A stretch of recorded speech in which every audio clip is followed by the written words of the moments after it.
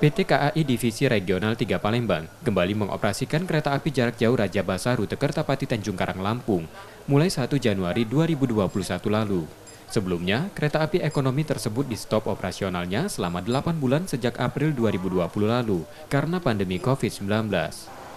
Dibukanya kembali KA Rajabasa dengan tetap melaksanakan protokol kesehatan untuk pelaku perjalanannya. Calon penumpang menyertakan hasil non-reaktif tes cepat atau negatif tes usap. Mereka juga diwajibkan memakai masker dan pelindung wajah.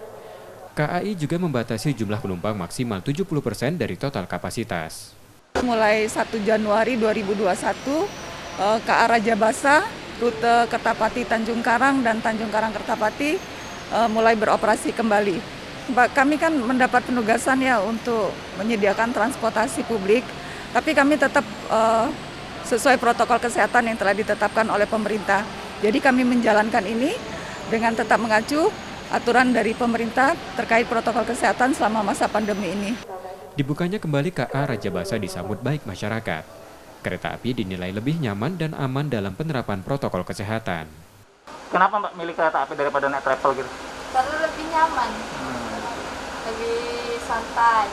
Ya kalau semoga saja keamanannya lebih terjaga, terus protokol kesehatannya lebih ditingkatkan, jadi lebih aman untuk nggak khawatir naik kereta lagi. KA Rajabasa melintas sejumlah stasiun besar seperti Prabu Muli, Batu Raja, dan Kota Bumi.